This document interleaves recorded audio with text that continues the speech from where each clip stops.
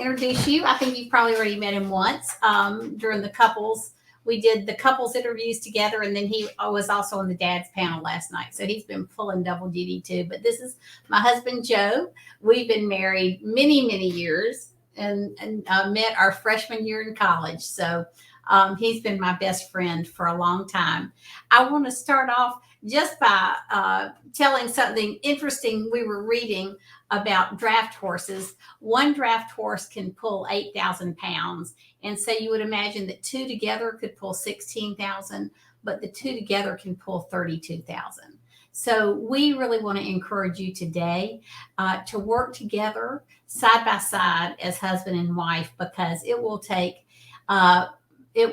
both of you to really pull together and enjoy the homeschooling journey well. It reminds me of what I've heard a lot of weddings where the pastor often will say, with two together, the pain is halved, but the successes are quadrupled. The joy is quadrupled. Yeah, that is so true. Very true. So some of you, so Joe and I do a lot of speaking now on homeschooling. And I know we've talked to couples and we've talked to a lot of people, and sometimes the husband will decide it's best to homeschool and sometimes the wife will. So if some of you are out there with some reluctant dads, I'm going to get Joe just to take a minute to tell him how he came into homeschooling. Kicking and screaming. So as we talk to homeschool dads around the country, I find this same concept that in most cases it's the mother's desire to homeschool. Somebody has said that a child is like a mother's heart walking around outside her body, and that is really true. Moms have a unconditional love and care for their kids that's unlike anything, and God made it that way for a purpose, to teach us a lot of things about himself. But I know in my case, when Zan first decided that she thought this was a great idea and would be the ideal solution for our oldest son, who was slow to learn to read and was having a hard time in 5-year kindergarten, man, I thought it was crazy. I think I'd only met one homeschool family, and they were really strange. And, you don't want your kids to be strange. You want them to be strange in a good way, not strange in a bad way. But the more we talked about it and prayed about it, I realized, this could really work. And finally, I concluded, well, it's like we're doing this experiment that we hadn't seen anybody else do. We don't know what the results will be. But surely you can't mess up a kid in 5-year kindergarten. And all you learn is, like shapes and colors and numbers. And then lo and behold, my oldest son was colorblind. So he struggled with that. But as we began to homeschool, we kind of took it 1 year at a time. I would say I was a homeschool agnostic. And really, I was a whole lot like these COVID schoolers, that during the pandemic felt like they just had to. They were out of options. They had no other option than to homeschool. And many of them have stuck with it for the same reason I did. I noticed that our family stayed close. And I realized that it wasn't only what you're keeping your kids from, but what you're keeping them to. The gold standard for education is an individualized instruction plan, education plan, an IEP. And all the public school teachers and private school teachers are really pushed by the administration to come up with that for every single child, to come up with a curriculum based on his strengths, to come up with a training plan that's based on his learning style. And man, that's hard to do. I talked to a private school teacher just last night in our Bible study, and she said she had 94 students. Well, you're doing good just to learn the names. I don't know how you don't have time to do an IEP for all those guys. So anyway, homeschool worked. And it maximized our kids' strengths. It helped them shore up their weaknesses, but it certainly didn't focus on that. And Zan, as a tutor, teacher, instructor, was not really focused on their weaknesses. She was focused on building their strengths and identifying their spiritual gifts and really fanning those flames. So I was hooked. Every year I said, well, we'll just take it a year at a time. And if you would have told us then that we would have homeschooled through high school, I would not have believed it. Yep, that's right. So here we are having homeschooled 21 years. I'm laughing because Shirley says in the threads, why is Joe picking on me saying that surely you can't mess up a child? Yeah, Shirley. Shirley, you can. I hope we'll be seeing you in Washington when we go next week, because you surely do add fun to everything. So we just wanted to talk to you about some of the things we did with our kids, some of the funny experiences we had with them. So our oldest son, Ty, is an auditory kinesthetic learner. He learns by talking and doing. At the point in time we started homeschooling, I didn't know that was a thing. And I thought it was surely because I was a bad mother that he couldn't sit still and be quiet. And so we're learning about learning styles. And then, and so today he's a salesman. So he makes his living by moving and talking. And he started his sales career young, if you want to talk about that for just a minute, Joe. Yes, we were in a neighborhood, and our next door neighbors had a little girl and a little boy about Ty's age.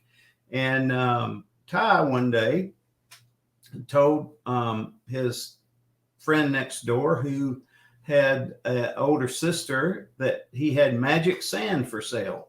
And he convinced this little boy that if he sprinkled some of this magic sand on his sister, she would disappear. So there are a lot of negative things about that story.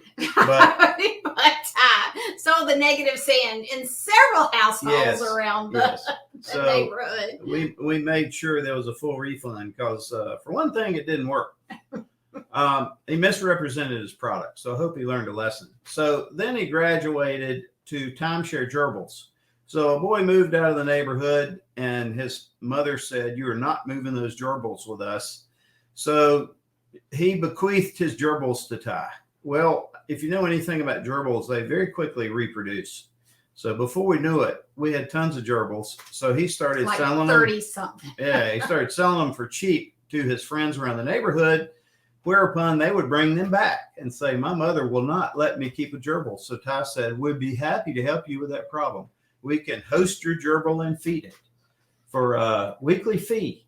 And then he was sad to report later on that their gerbil had died. So there was a funeral expense situation. So he had the whole life cycle of the gerbils figured out.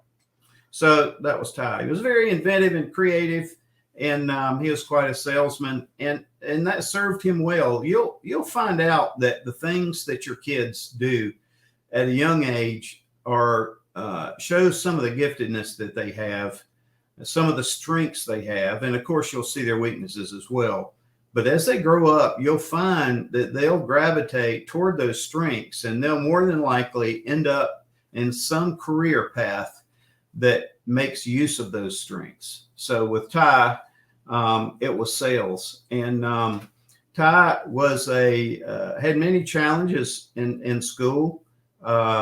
And he was not a visual learner, so it made it difficult for him to sit and study a book and then take the test and do well on it.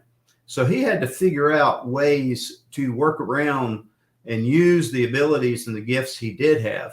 Well, he's extremely bright, always has been. But we had a friend who was a doctor, and he said if ADHD, and Ty was not ADHD, although he's very active, but our friend who was a doctor said, if as an ADHD person, he could design the year-end test, the people who would do poorly were those boring kids who would sit and focus on the same thing all day long. Yep. And so it really is your perspective toward your children and their strengths that will make all the difference in the world. We had a situation where when John, this is before there was much help at all with high school, and there was still no internet type courses. And so we were doing most everything by ourselves. And John was in the 7th grade. Ty was in the 9th grade and Lizzie was going into the 1st grade. So I was going to start high school with Ty, and I needed to teach Lizzie how to read. And then poor John was in the 7th grade.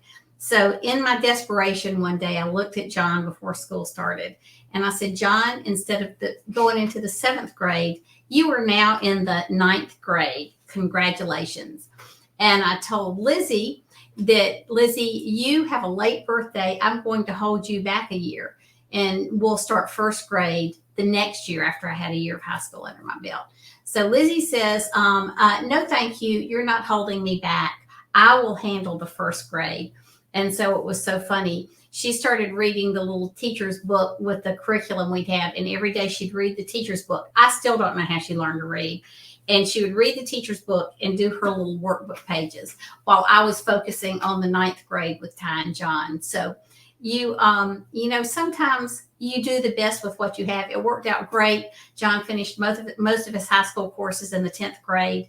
And instead of 1 gap year, he really had 2 gap years where he spent a lot of time being involved politically and doing team pack, traveling the country a lot. So it's pretty amazing. Yeah, and the things your family gets involved in, either deliberately or you get pulled into it, also have a huge impact on your kids' career choices and their strengths. And in John's case, he and Ty both were with Zan a lot down at the legislature when she was lobbying in South Carolina for more favorable homeschool laws. Ty, of course, the people person that he was, got to know all the legislators, and really his relationship with them was very key because they saw a living example of what homeschooling was. And then in John's case, all of his watching all these legislative sessions and in some cases court hearings have led directly into a lot of his background. He later went to law school and is now the South Carolina Education Department legal counsel.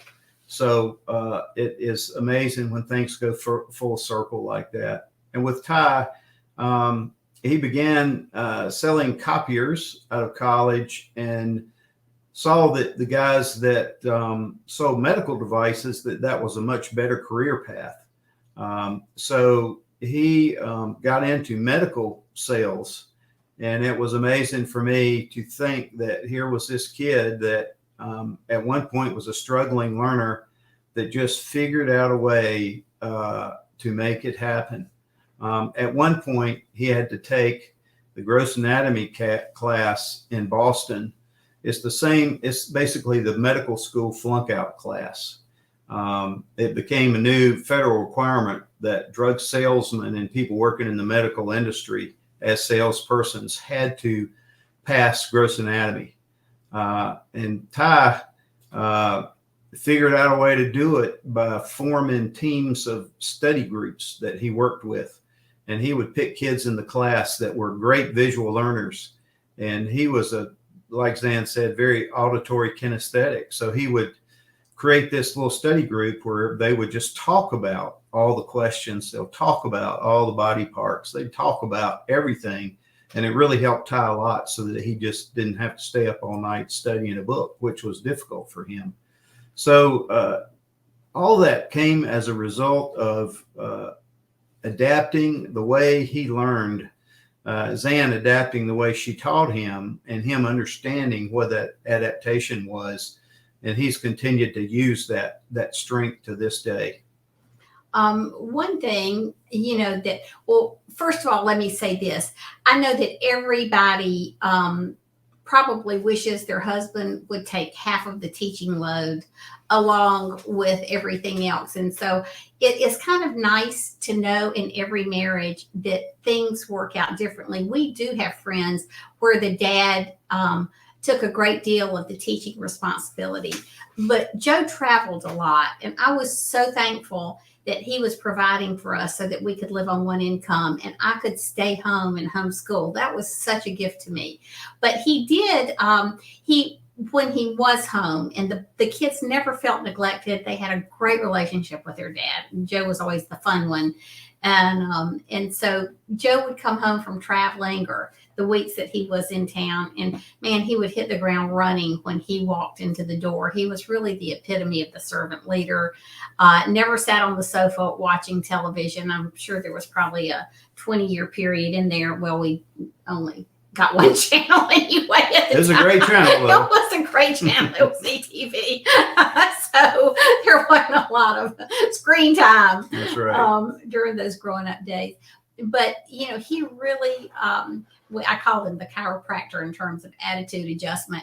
And he did all of the nature things and all of the sports. He supported the boys in sports. He had been a college athlete. But also when Lizzie got really involved in musical theater, Joe was there to make sure that was a good option for her too. Yeah, this was before the days of so many Christian groups. It's incredible the way homeschool Christian groups have provided every little alternative that they feel like their kids weren't available to them because they were not in a traditional school. So there's sports leagues now countrywide. There's all kinds of other activities. And back in those days, the only place to do musical theater really was at the local town. We had what was called town theater downtown in Columbia, and they put on a series of plays every year. And daughter Elizabeth just loved musical theater because she loved to dance, she loved to sing, and it was a great combination of both. But we never felt comfortable that we could drop her off and allow her to be chaperoned by the group that was down there. So one of us would always be there watching every rehearsal and being there for every play. But those were great times. And I remember at the time thinking, this is great. I mean, I was trying to think of future career potential, even in that. What's good about this? And I finally concluded, well, it's great for memorization because she really learned to memorize. And I know all of us have to do that every day. But lo and behold, she got real interested in media communications because there used to be reporters that would come to our house and interview Zan and the kids and me about homeschooling. And she just got interested in it from there. So at a college night, she picked out a school that had a great media communications program. And so that's where she went. And now she is executive producer with a major network in Los Angeles, and probably one of the youngest ones countrywide to have that role. And I realized looking back on it now, it was all that memorization that she did and all of the things she had to do to prepare. I think that's the thing she probably learned the most is the hours of preparation needed. And it was a great skill set. The stage presence as well, learning what it takes, even though she's not on camera, learning what it takes. And, it is funny because she did grow up with television cameras in our living room all the time because there was always a homeschool issue in South Carolina. And it really is interesting how the Lord will take those things in your life that can be the hardest and prepare your kids. Like I can remember being at the legislature and just coming home crying day after day because this was an 8-year period of our lives. And the boys were with me most of the time. And then Lizzie, as she was younger, but mainly Ty and John. And I just thought all the workbook pages we were leaving undone. And yet it was that time in the legislature that really prepared them for the roles that they have now professionally. And so that's encouraging to see. I do want to talk about the time you did teach a class because Yes. Todd Wilson, if you remember, Todd said, now, ladies, if your husbands teach a class, let him do it. Don't interfere. I knew Todd at this point. I didn't interfere. So my daughter, we had all kind of, online or videotape courses, all kind of every language you could think of, except for the one she wanted to take. And Zan came to me and said, Joe, this just puts me over the edge to teach Latin. That's not something I can do. And I had Latin in, I think, the 8th and 9th grade. So I knew it fluently. Not. So I said, okay, I'll teach Lizzie Latin. And fortunately, we found this correspondence program on cassette tapes. That shows you how long ago it was. And it had a workbook with it and a teacher's manual. And I thought, well, I can just sort of monitor and proctor this. And it just so happened I got a new project and I was traveling a lot. So she would call me and say, Dad, hey, do you want to give me the test when you get home? And I said, no, Lizzie, you know where the test is. You can just go ahead and take it. So then she'd call me back. Hey, do you want to grade it when you get home? I said, no, Lizzie, you know where the teacher's manual is. Just grade it. So before it was over I with. trust you. And hey, Daddy, I got my exam coming up. Would you like to give me like my semester exam? Oh no, Lizzie, honey, I trust you. You can just do it. And grade it yourself. It still makes me mad. So the funniest part of this story, that's bad enough, but she goes to college. No, so this went on for 2 or 3 years. Yeah. So using I call it the Howard, or was it Howard Hill think method, think but you methodology. have to explain what that's from. Well, watch the play, The Music Man, you'll get it. So anyway, I did very little other than just encourage her and tell her to, go do the work. And so she was very self-motivated. Zan took her to advanced placement test at her university she went to. And she came out of that Latin advanced placement test so mad. At Joe. She was me. so mad at Joe. And crying and taking it out on Zan. I wasn't there to defend myself. So she said, Dad taught me nothing. Now, Lizzie had gone through very meticulously this whole 2 or 3 year course. She said, Daddy didn't teach me half of what was on that course. I am so mad at him. All I could think was, I am so glad my child is not this mad at me. I don't know what to do. I couldn't have handled it. Of course, Joe just kind of laughed about it. Anyway, go ahead. Well, I also knew that those placement tests test way beyond your knowledge anyway. So I kind of held that hope in the back of my mind. Well, sure enough, she gets to class, and because this course was very heavily oral, where she would repeat after something she heard, she had the pronunciations down cold. And so her professor, she did place out of, I forget how many. Yeah, placed out a year. So her professor would always call on her to read because she did it so well. And finally, one day he said, Elizabeth, I'd love to meet your Latin teacher someday because he did an excellent job. So I just said, okay, come on, Dad. I'm putting you in front of my that would have been hilarious. So I'd have gotten up and explained my tutorial method. So anyway, the moral of the story is really don't sweat anything. Sweat a few things. Somebody needs to sweat a few things. Yeah, she sweated a lot. But really, I guess my advice would be for you dads and moms where you puzzle over what the dad can teach, should teach. I've known incredible examples of dads that have done things. The chairman of our Homeschool state organization board was a pediatric surgeon, and he used to get his kids up at like 5 a.m. to do their algebra before he went and did his rounds, and then they would do their homework while he was doing his rounds, and he would check back in on them when he got back. So I've known dads that have done incredible things, but honestly, I was not one of those dads. Yeah, but you did so much for the kids. I did. You were the rock and the support for me. Well, and the boys, I don't know. What we did was, in this whole concept of pulling together, we did stuff as a family. There were other kids on my boys' sports teams that would always find a ride for them, and they seemed to always just be out there doing it on their own, and the parents would show up maybe for a game or two.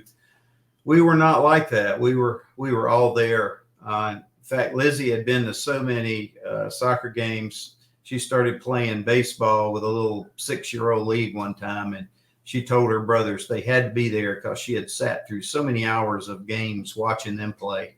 But my attitude is I wanted to be there because a lot of times they needed to have some sanity projected on what they were doing. In some games, they're bad tempers that break out, their fights and all that stuff. And of course, everybody's always mad at the referees all the time. And I I enjoy watching those games, watching them participate, but also helping them interpret what they had been through, to encourage them and to tell them, that's how life's going to be. You're not always going to get fair judgment. You're going to get blamed for stuff you didn't do. You're going to have to stand up for yourself. You're going to get knocked down now and then. You're going to have to get up and keep going. And you can't blame others for your problems. So there's just so many lessons there. A lot of other things we did. Early on, I knew my younger son was real interested in astronomy. So it was a love that I had from the time I was a kid. Not that I know that much, but I just enjoyed going out and looking at the stars and feeling so small. And I really encourage you dads and moms to do that, because it is a powerful thing. Yeah, we had a little telescope, and we got to where we could see the moons of Jupiter. That's pretty fascinating when you begin to see things that you really can't see with your naked eye. You'll find that you have to really be outside a while for your eyes to open up. And then you'll also learn that when the impact of various light, they call it light pollution, astronomers do.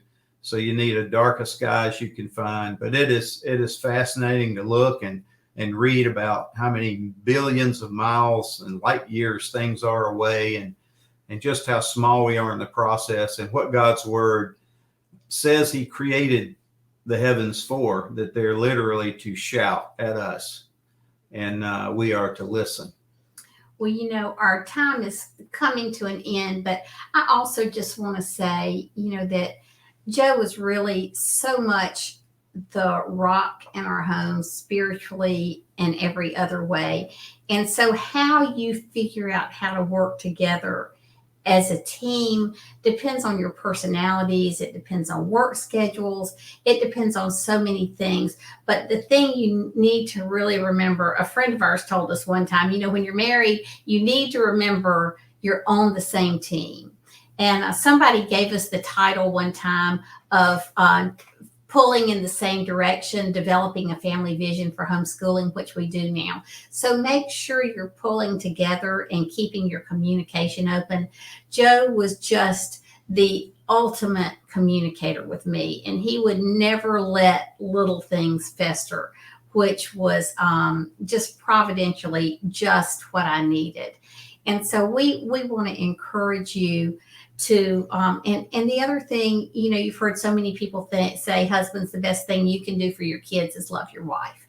And our kids definitely saw Joe being a sacrificial leader. I want to say something to my friends. We had many friends who homeschooled over the years whose husbands had left them. And we know several friends who have been widowed during the homeschooling process. And so obviously the Lord has become your husband and wants you to know that we pray for that loss in your lives. But, make sure you have a church community or a homeschooling community where you have some people that can pick up the slack. With the single moms we knew that were homeschooling, whether they were widowed or whether they were divorced, they had a church and family members that would come through in the end and pick up the slack with their children and things that they couldn't do as moms. So homeschooling, I just can't imagine raising our kids any other way. Can you, Joe? No, it's been really great, and we're still close with our adult children and their families, and now grandkids, which are really phenomenal. And we just pray that we have a big impact on them. We find ourselves now directed more. We're cheerleaders toward our adult kids, and then we're really seeking to do those things with our grandkids that time and maybe more money than we had with our own afford us some fun things that we can do with them to help shape their character and to really love them. It's truly we started out the week with Kareem talking about how homeschooling is generational. And so they grew up with our parents. Joe's dad at 98 is still living. And so they've been very involved with multiple generations as they've grown up. And I would encourage you, if you don't have parents nearby, to reach out to some elderly people at church or in an assisted living facility. Get to know people of all generations. But mainly, we started the session Monday, and we started the session earlier today with what Mother Teresa said. If you want to change the world, go home and love your family. Wherever you are in your life, just determine that you are going to love your kids and your husband or your wife well.